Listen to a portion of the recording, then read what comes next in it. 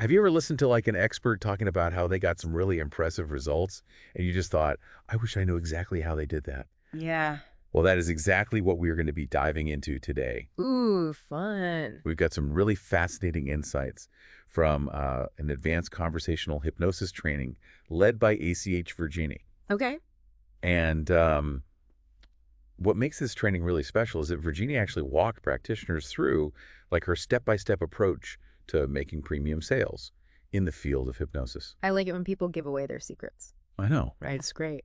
So our goal for you in this deep dive is to really understand her strategy going into those initial calls with clients. Right. How does she set things up? Yeah. How does she communicate value so effectively? Mm-hmm. And ultimately, how does she justify that higher fee? Okay. So it's a really interesting look at how to connect with clients, on a deeper level right from the start. Yeah. And especially, I mean, when we say premium, Yeah. we are talking about a significant investment here. We're talking like Virginie operates at a $1,500 price point Yes, exactly. for her services. That's a big number. It is a big number, yeah. So one of the first things that struck me was how Virginie approaches these initial strategic calls. Okay. They're not just like these quick chats to see if someone's a good fit. She mentioned that these calls typically last about 40 minutes. Okay. But here's the thing. She describes them as a beginning of a session. Ooh. So it's not just intake. Right. It's actually starting the work. Interesting. So what I'm hearing you say is that the intention of the call is not just to gather information, but it's actually to initiate a therapeutic process from the get-go. Exactly. And she explicitly stated that she starts using conversational hypnosis principles even in that first call. Wow, on the phone. On the phone, yeah. Now, this isn't about like putting someone in a trance on the phone, right? Right, not like that. But it's more about using language patterns that gently guide their attention and help them to access deeper insights about what's really going on. Okay, so it's like showing them what's beneath the surface of their stated problem and demonstrating the potential of working together. Exactly. And it's a completely different approach than just asking, so what brings you here? Yeah, so much more potent. So much more potent, right? And this brings us to the really crucial aspect of value, especially when we're talking about a €1,500 fee.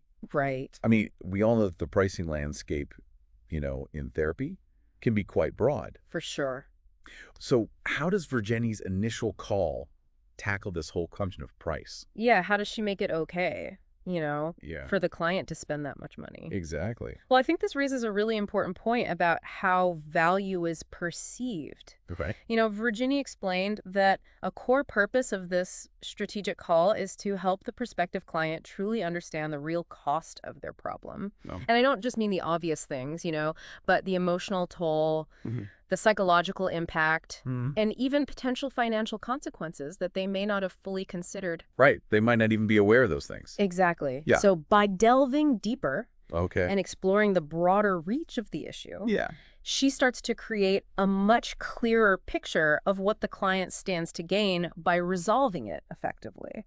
Right. It's putting a price tag on the problem. Exactly. And so I think for you, the listener, Yeah. the key insight here is to think about your initial client interactions, not just as information gathering, Right. but as opportunities to actively demonstrate the value you bring before you even talk about price, I like that. before you even mention money. Yeah. It's about showing them, hey, this is what this is costing you, and this is what you could gain by resolving this.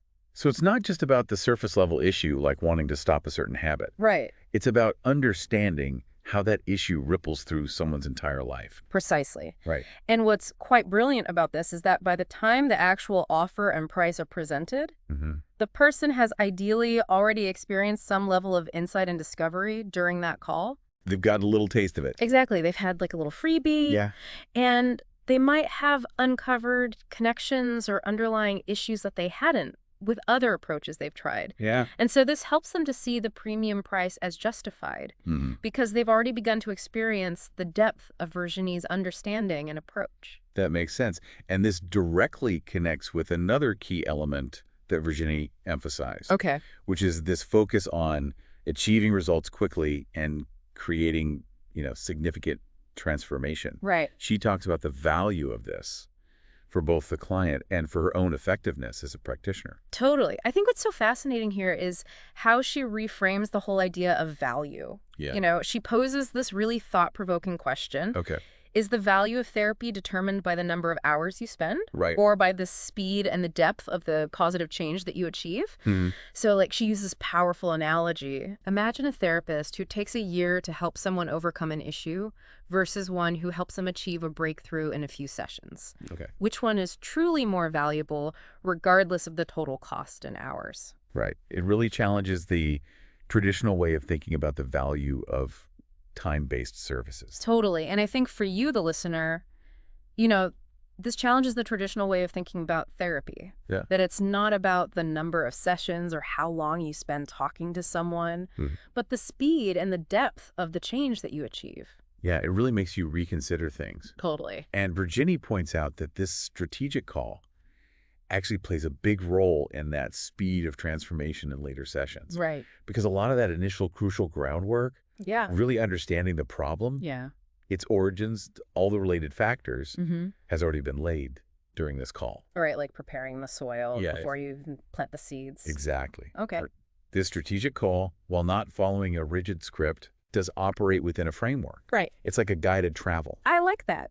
or a process designed to take the client through several key stages. Okay. So the aim is to build a connection, help Right. them gain a deeper understanding of their problem, Hmm. really connect with the emotional weight Yeah. and the costs involved, Mm-hmm. get a clear sense of the potential for positive change, Yeah. and even start some initial work on the issue. Okay. So it's a very purposeful and structured conversation. Very much so. And Virginie is very clear that the goal isn't to completely solve the problem during this initial call, Okay. but rather to start to untangle the knots. Yeah. And I love that she shared that story about a demo call with someone named Lena, Oh, yeah. where a significant shift almost happened right there on the call. Amazing how powerful those conversations can be. Totally. I think that story about Lena really illustrates the potential impact of this approach. Yeah. The goal is to generate momentum, to offer a glimpse of what's possible through working together without fully resolving the issue before there's a commitment. Yeah, you don't want to give away the whole thing. Man. Exactly. And it builds anticipation and sets the stage for the deeper work to come. So now, how does Virginie determine when this strategic call should wrap up? Okay. Is there some kind of specific test she uses to see if the problem is on its way to being solved? That's a great question. And interestingly, no. Okay. She explained that there isn't a definitive test for resolution during the call. Okay. Instead, her focus is on gathering essential information through targeted questions. Okay, so what kinds of questions is she asking? So she's looking to understand the client's specific symptoms, Okay. the realities of their situation, Mm-hmm. the key challenges they face, Okay. who else in their life is affected, Right. and the various costs they're incurring emotionally, psychologically, and financially. And I recall her mentioning something called future pacing. Yes. What's the role of that technique in this strategic call? Yeah, so future pacing is this really powerful technique where Virginie guides the client to imagine themselves in the future after they've achieved their desired outcome. Okay. So she asks questions that are designed to bring that future to life. Okay. Like, what are your hopes? What specific changes will you see in your life? Who will be most proud of you? What's the very first thing you'll do once this problem is resolved? So it's not just about visualization. It's a way to make those future benefits feel tangible and real. Exactly. Okay. And I think for you, the listener, Yeah. this is a great technique to use in your own work Mm-hmm. because it helps people to connect with the positive emotions associated with achieving their goals. Yeah. And it helps to really highlight the value of achieving that transformation. Totally. This whole approach just seems incredibly focused on getting to the core of the issue quickly. Yeah. And Virginie shared a particularly compelling example about a client who came to her seeking help to quit smoking. Okay. This individual had tried, many different therapies before, including hypnotherapy, that had provided temporary relief. Right. But the smoking always returned. Oh, interesting. So this example really showcases the depth that this strategic call can achieve. Yeah, tell me more. So through her targeted questioning, Virginie uncovered that the underlying drivers for the smoking were actually feelings of financial insecurity, Oh, wow. which was quite surprising given the client's outward appearance of affluence, Right. and also work-related anxiety that stemmed from her divorce several years prior. Interesting. And crucially, these fundamental issues had never been addressed in any of her previous attempts to quit smoking. Wow. So the smoking was more of a symptom, a Yep. way of coping, Exactly. rather than the root cause itself. Exactly. And by identifying those much deeper triggers, Yeah. Virginie was able to demonstrate a level of understanding that this client hadn't experienced before. Right. And it's that real aha moment that immediately establishes her expertise. Totally. By shifting the focus and uncovering these hidden layers, Mm. Virginie positions herself as someone who truly sees beyond the surface. Yeah. It immediately differentiates her approach from someone who might just focus on the symptom of smoking. Right. And it's interesting to note that throughout this whole process, the client remains in control. Mm-hmm. Like if a particular connection isn't made, Yeah. for instance, if that feeling of financial insecurity didn't resonate with a different client, Right. that could be explored further without it being seen as a failure of the process. Totally. It's not a rigid interrogation. It's a collaborative exploration. Exactly. Yeah. The client's responses and feedback are valued, and the process is flexible enough to adapt based on what they share. Yeah. So there's no one-size-fits-all script that has to be followed. Exactly. So now in terms of the timeline, Mm-hmm. when does this strategic call typically occur in relation to a potential paid session? Okay, so Virginie mentioned that the strategic call usually takes place within 1 to 2 weeks before a potential client would then move into paid sessions. Okay. This allows some time for reflection after the call and for the client to really consider the insights they've gained and the potential of working together. So it sounds like this work done before any paid sessions actually offers a lot of benefits. Yeah. Like it addresses those initial questions and hesitations that clients might have about starting therapy. Right, like think about hypnosis. Yeah. Some people have a lot of misconceptions about it. Oh, for sure. Maybe they've seen stage hypnosis Yeah, and they think it's all about like mind control. totally. And so by having this in-depth conversation beforehand, many of those surface level concerns are often addressed proactively. Exactly. And this allows the subsequent hypnosis sessions to be much more focused and effective. Right, you're already kind of down the rabbit hole. Yeah, You're already in the zone. exactly. So you can really start to target the core issues. And you could say it primes the client, Yeah. building anticipation and a clearer understanding of what to expect, Mm-hmm. which can lead to significantly better outcomes. Yeah, for sure. And it also seems like it could prevent those situations where a client might come in presenting with what seems like a relatively minor issue, Yeah. only for a much deeper and more complex problem to surface during a paid session, where Right. they might not be emotionally prepared or have the time to fully address it. Totally. And that can be really frustrating for both the practitioner and the client because you're kind of like, oh, wait, Yeah. there's a whole nother layer here. Yeah, you got to start over almost. Yeah, exactly. Right. And so I think this approach really ensures that there's a much clearer understanding of the scope of the work involved right from the beginning. Right. It truly values the time and effort invested in that initial exploration, Mm. recognizing it as a crucial part of the therapeutic process. This whole approach to the strategic call really seems to be closely linked to Virginie's premium pricing. Yeah. She touched on the psychology behind pricing and the concept of perceived value.